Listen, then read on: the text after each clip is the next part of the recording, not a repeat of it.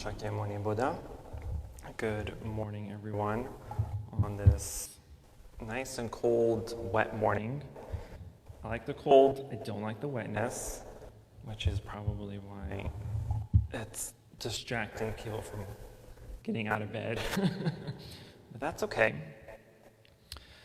Alrighty, so before we get started on our last class of the year, covering the mantra or chanting meditation, I wanted to make a quick announcement to let everyone know that the book that I've been writing for the past year, it only took a year because I've been slacking and actually getting to it, but it's finally out.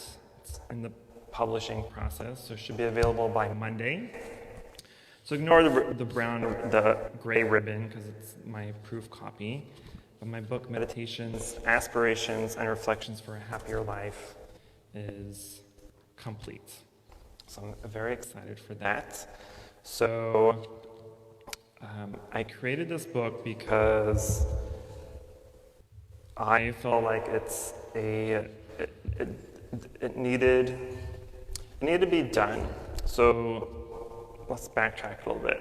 So the concept of the book, in a very quick summary, the first part of it just covers very quick basics of meditation. So it just goes to like the introduction of what meditation is, how to meditate, and it covers pretty much all the big meditation topics that we've kind of discussed for the past couple months. So it goes into all the meditation methods that we've been going over, like meditation or breath, the walking meditation, mantra meditation. And I've also included the metta, the loving kindness meditation here as well. So that's the first part of the book. And then the bulk of the book is on gathas. So gathas, as we've discussed before, are essentially short mantras in a way. They're essentially like Buddhist poems. So they're really statements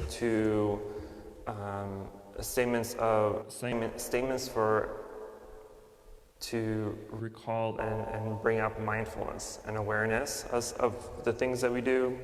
And I've mentioned before that in Buddhist practice, especially for monastics, we have 50 plus gathas that we recite almost on a daily basis. And these gathas are the reminders of to be mindful of what we're doing. So as we wake up, we recite a gatha.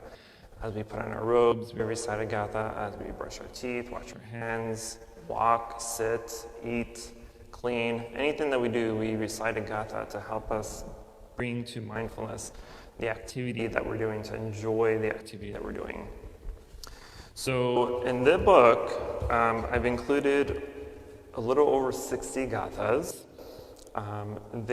Some of them are similar to the gathas that I would recite on a daily basis, but the majority of them are gathas that cover different topics that everyone would typically go through in life, right? So gathas on things like impermanence, on forgiveness, on love and compassion, and hate, etc.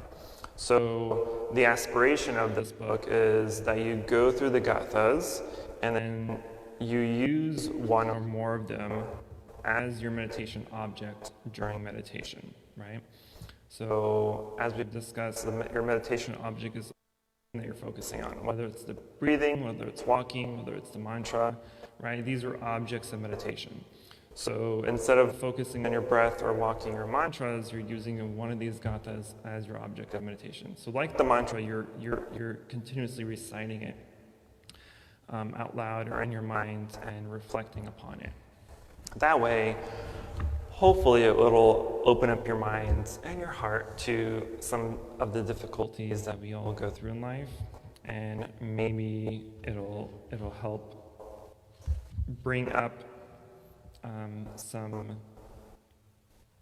reflections of yourself and help you see that maybe you are closed-minded to certain aspect in life or whatever it may be. So hopefully this will help you realize that and recognize the obstruction that we have toward that object or topic or people or person, place, whatever. So that's my big announcement for today. So it'll be available on Amazon by Monday, I hope. I did everything correctly. So yes, it's my new baby for the year. So, okay. So that's my big announcement. And it was suggested to me by my friend over here to use this as our class series for next year. So I'm going to think about it. And I'm only going to think about it because I don't know how to incorporate these gathas into the classes. Because otherwise, the concept of how to use a gatha meditation is pretty straightforward and pretty routine, right? So every class would be pretty much doing the same thing over and over again, just with a different gatha. And so I will use that maybe for a couple of classes, but then we've also come up with different meditation objects and methods that gave me an aha moment during our mindful day of working last couple weeks. So it'll be a whole thing. So stay tuned for that. Okay, back to our class for today. So today we are covering mantra, chanting meditation, our last class of the year, which I can't believe it's already happening, which means our retreat is coming up in a couple weeks on December 11th. Again, for those of you that are joining us for that, that is 6 a.m. So if you are joining, please do be here at least 20 minutes early so that we can get everyone signed in and get their robes sized, because everyone will be wearing those gray robes during the retreat. And that way we have enough time to get everyone settled in and ready so we can start at exactly 6 a.m. Give or take 5 minutes. Okay, so mantra meditation. Mantra meditation is probably, to me, one of the most effective forms and methods of meditation.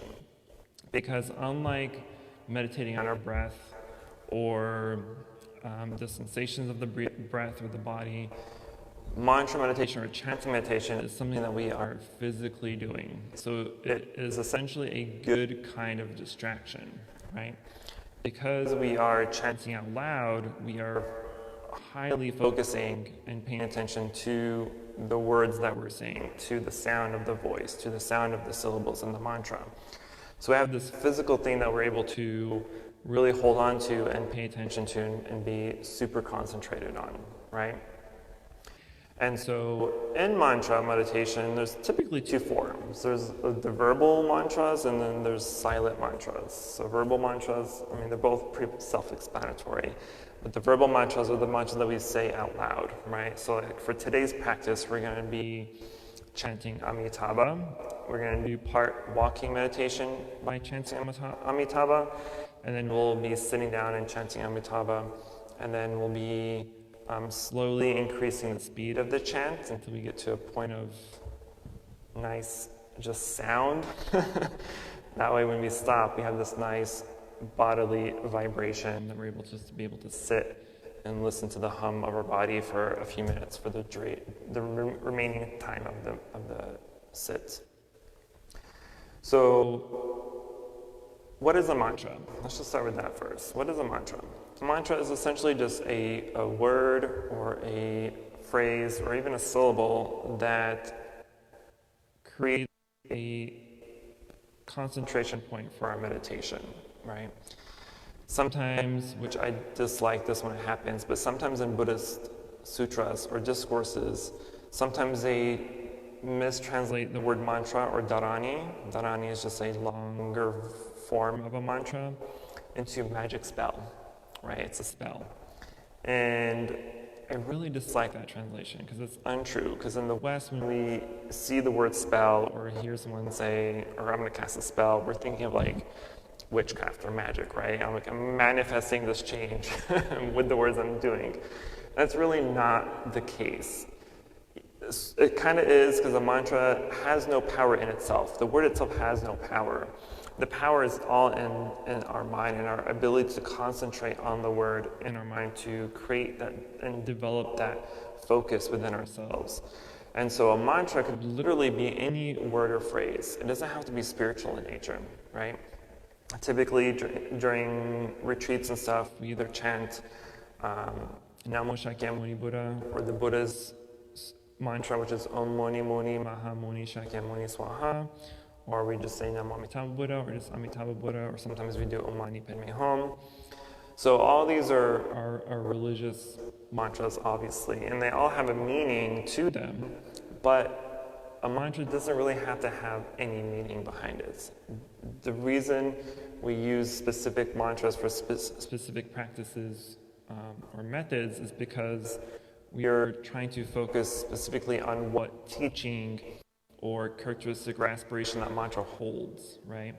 And so when we're chanting any of the Buddha's names or any of the Bodhisattva's names, we do that so that we can also at the same time recollect the characteristics of what that Buddha or Bodhisattva holds, so that we can aspire to be like them, right? But outside of that, if we're just meditating on a mantra for the sake of the power that the mantra can do for us, then we can literally use any word. So you can, instead of chanting Om Mani Padme Hum or Om, you can literally just say car, door, dog, air, clouds, airplane, right? Like any word can be a mantra. Because the point of the mantra is to hold your concentration at a very focused place so that you don't lose distraction, or so you don't lose concentration, right?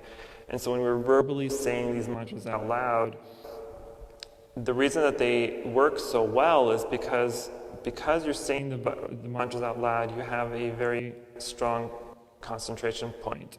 And so it's difficult for our mind to squeeze in distractions and thoughts, because your mind's already too busy saying the words out loud and paying attention to it. So distractions are usually pretty non-existent, or they're very just short and quick, right? They don't really hold too much power over you. On the other side of that, we also have the silent mantras, or the silent chanting that we do, which is essentially just saying the mantra in your mind, right, without verbally saying it out loud. And those are a little bit more difficult because we don't have that physical verbalism that we're doing, the action of saying. We have a little bit more room for our mind to become distracted and those thoughts to kind of enter in and say, hey, I know you're saying a mantra, but we're also a little bit hungry, right? Or, hey, did you put your clothes in the dryer? Whatever, right? So we have a little bit more room for distraction when we're doing silent mantras. However, like today, usually it's easier to start out with the verbal mantras, right? So if you're sitting down to doing a mantra meditation specifically, you can start out by saying them out loud for at least half of the time that you're doing the meditation for. And then midway you can stop and do the mental mantras, and you're just in your mind. And those are a little bit easier because now you've kind of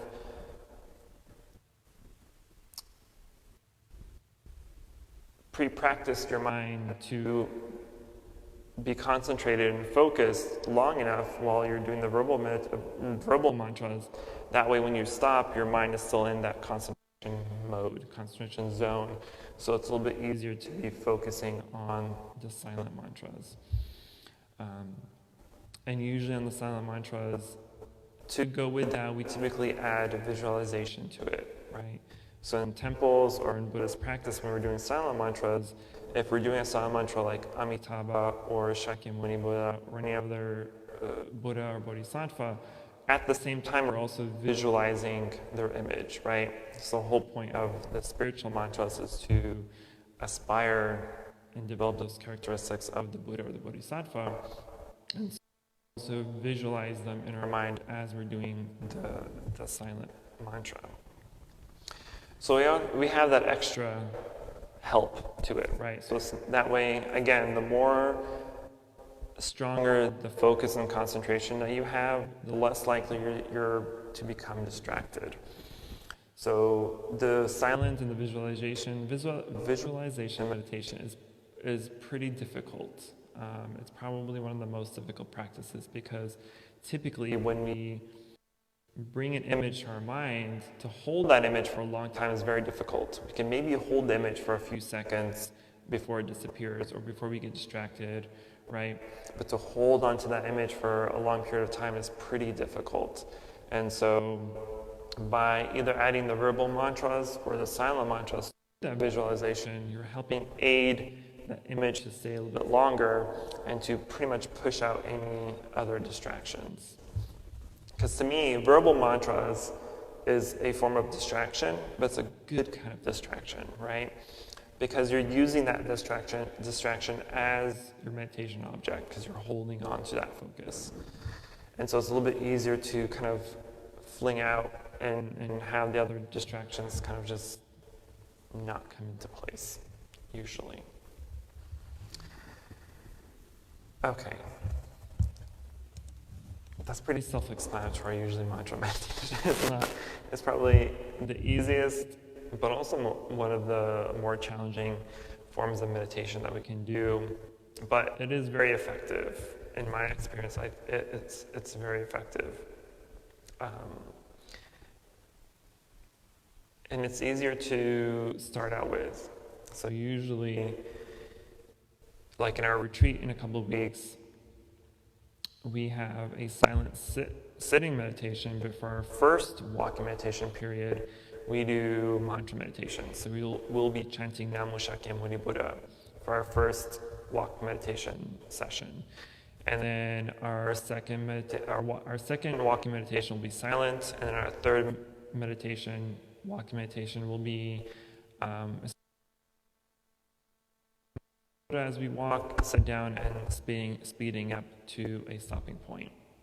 So even during our retreat, we're going to have a little taste of all the different methods that we've been practicing for the past couple of months.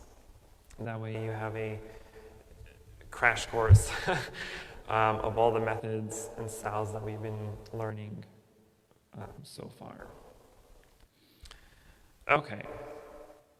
Any other questions? Any questions, concerns, emotional outbursts?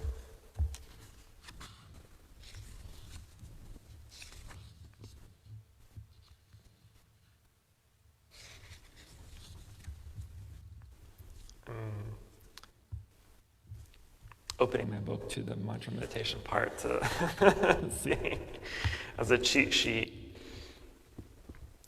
to see if there's anything else I haven't covered yet. I think we're good. So, okay, any questions? Okay, we've all practiced, I think everyone that's been here have all practiced this before, so it's nothing totally new to you. So today, for our actual practice, we'll be going around the room. We'll do probably five rounds of just chanting Amitabha, Amitabha, Amitabha, Amitabha, Amitabha. So for the walk, usually we're including instruments. Today we're only using one, so it'll be easier to follow. But during our retreat, we'll be using 2 instruments. But anyway, for today, as we walk, each hit should be an indication of the step, right? So it'd be Amitabha, Amitabha, Amitabha. Does that make sense? So for every ding is a stepping, hey, make sure you take a step at that ding, right? That way we're all moving in unison to a point.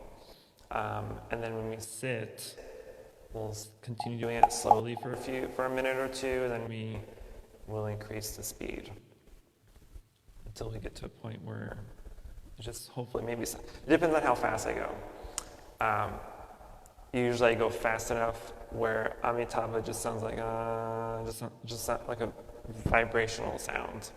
That when we stop, there's that nice vibration in our body from all that chanting that we can just sit with for about 10 minutes.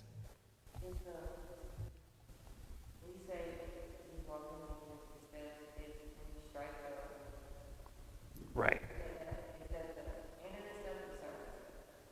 Is that why? Start the step or the end of the step? Start. Yeah, so you should be stepping at the same time this is hitting. For example, this will be Amitabha, Amitabha, Amitabha. Right, so as you, with each ding, you're also stepping at the same time. Amitabha.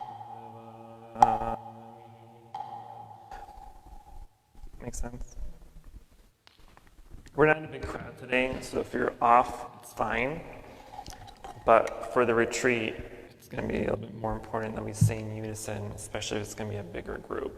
That way people are not bumping into each other or waiting for people to move faster or slower. So today we can space out at a decent amount and kind of just go with the flow. Any other questions? Yes, sir. We can just leave it there. We'll just. Well, we'll go behind the carpet, so we'll just have to move these things like we did last time. Okay. All right. Well, let's get in position.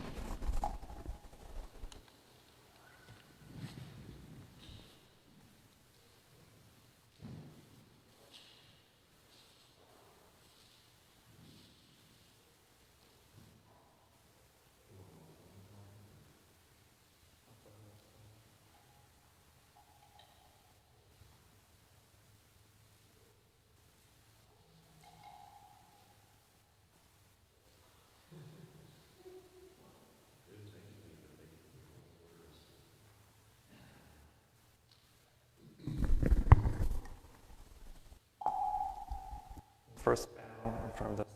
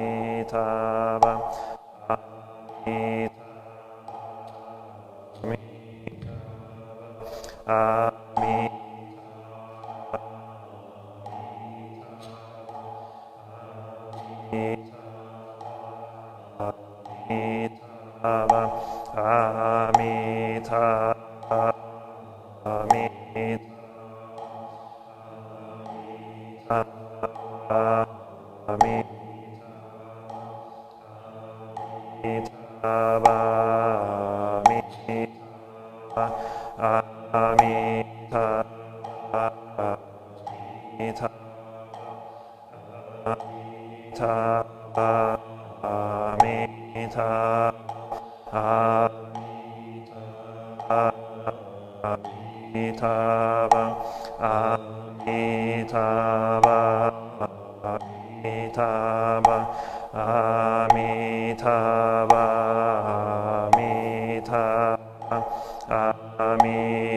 Amitabha,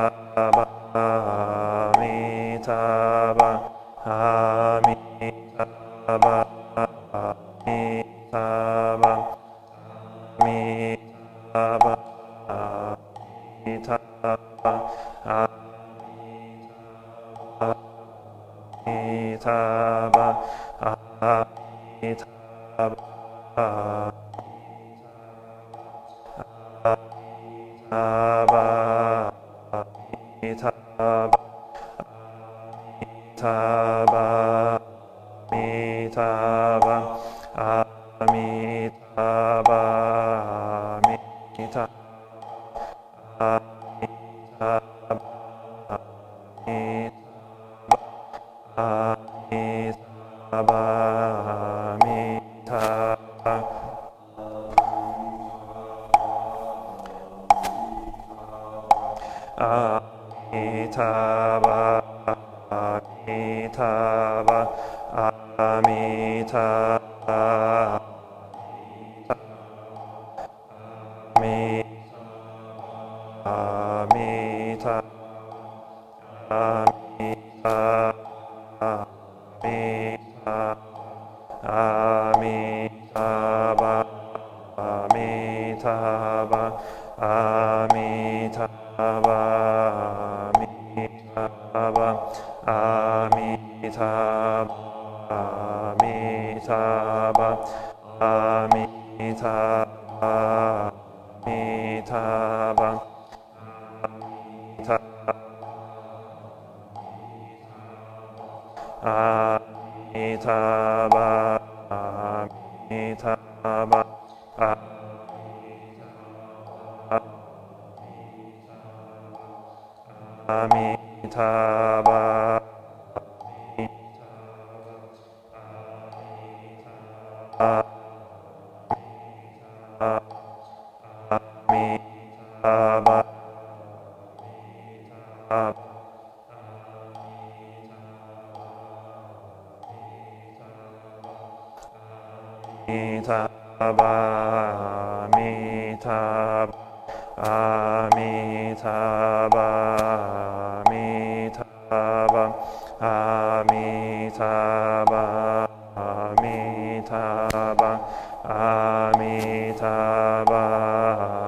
Amitabha,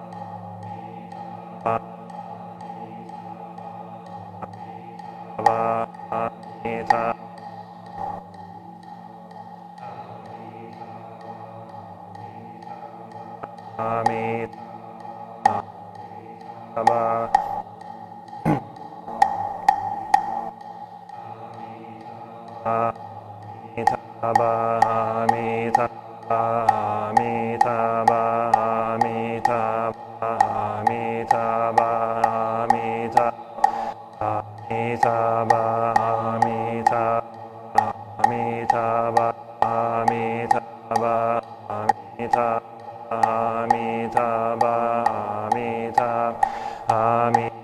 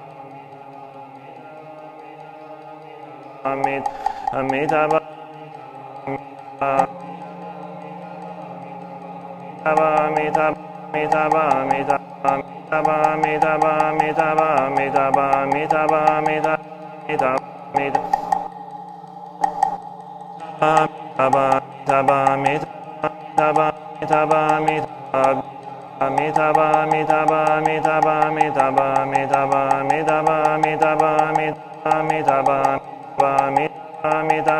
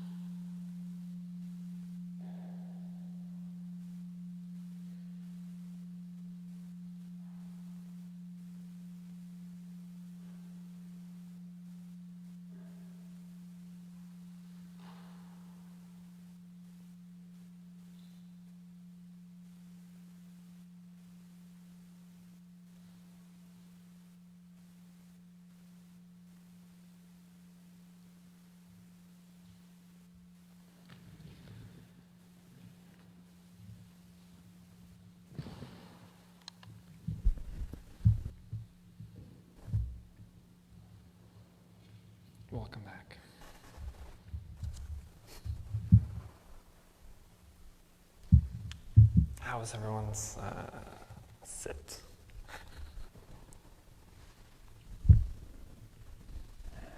Changes over the course of the walk. How much perception changes, and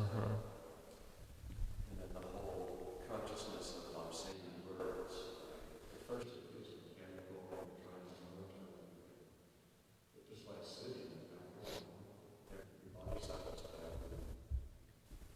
Leave all that behind and come in just to celebrate words. Yeah. Takes me a couple of trips. Come back. All Yeah, to me, I think it's maybe because I can hear myself on speaker, but usually if you're concentrating enough that you're able to kind of let go of any other sounds besides your voice, and so that only your voice becomes your meditation object. All you hear is your voice. That creates this super hyper focused concentration. if everybody brought the volume up a little more, we have our own voice, we have Group voice. I only hear myself. Yeah, y'all hear that? Yeah, it's nice when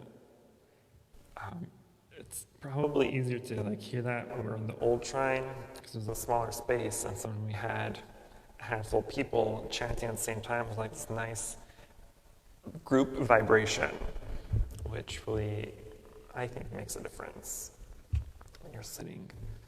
But we're in a big space now, so we may not get that same energy, but sometimes it's nice to hear everyone's voice kind of sync up. It may get out of sync sometimes when we're going super fast, but at least in the beginning and the middle, it's usually nice to hear everyone in harmony, harmonizing together. Yeah. What about your distractions? How did that come or not come?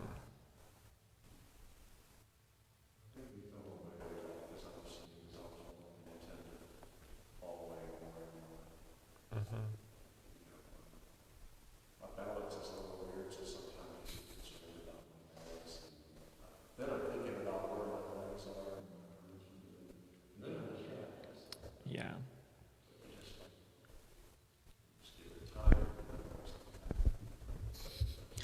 I always don't want to get distracted when I'm walking because if I lose concentration or focus, my foot tends to swirl or kind of like just not stay flat. So I'm like, nope, go back to paying attention. But at least when we're sitting and we're chanting, usually at least the majority of any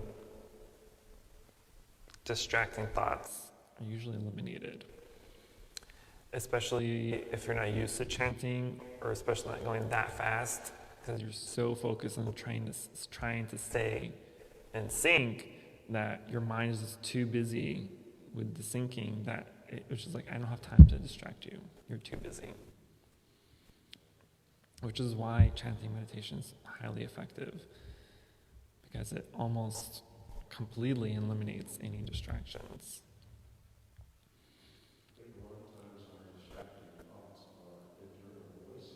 Right. Right. Right. Especially when you're saying or chanting something new, so you're even more super concentrated on saying it correctly or being in sync or whatever it may be, that it just kind of pushes away any of those distractions or those thoughts, self-talking.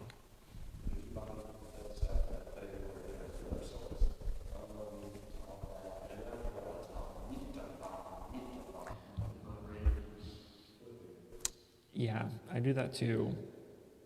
I Amitabha, Amitabha, Amitabha, Amitabha, Amitabha, Amitabha, Amitabha, Amitabha, Amitabha. So it changes, which it doesn't really make a difference. It doesn't matter. It's saying it's just this is where your brain starts and stops. Yeah. Usually, of all the things that I would chant fast like that for meditation, Amitabha is probably the easiest. Because it's just Amitabha, it's like 4 syllables. Sometimes we do Om Mani Padme Hum, which is 6 syllables, but that tends to be a little bit more difficult as we chant faster. Om Mani Padme Hum, Om Mani Padme Hum, Om Mani Padme Hum, Om Hum. It kind of sounds like that at the end. Om Hum. Instead of Om Mani Padme Hum, Om Mani Padme Hum, Om Mani Padme Hum, which again doesn't matter. Well, I think that goes for everybody. I mean, if you think about it, if you try to chant it fast, it'll just slide in all together, mush all together.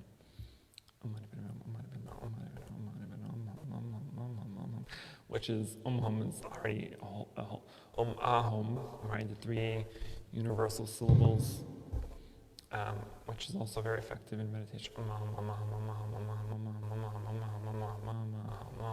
and on. It's effective. I don't know about y'all, but to me, it works. Okay. Any last minute questions, concerns?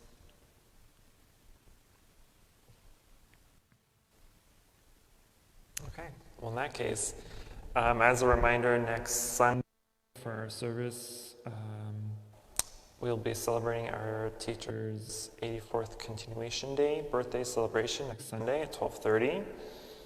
So if anyone's able to join, please do. It'll be a semi-formal ceremony. So it'll be pretty nice to be part of and attend. And then the following Saturday after that, the 11th, is a retreat. Again, for those who are attending, please be here at least 20 minutes early so you can get checked in, settled in, and get your robe. Other than that, our meditation classes will resume in February of next year after the Lunar New Year. Okay, thank you. Namo Shakyamuni Buddha.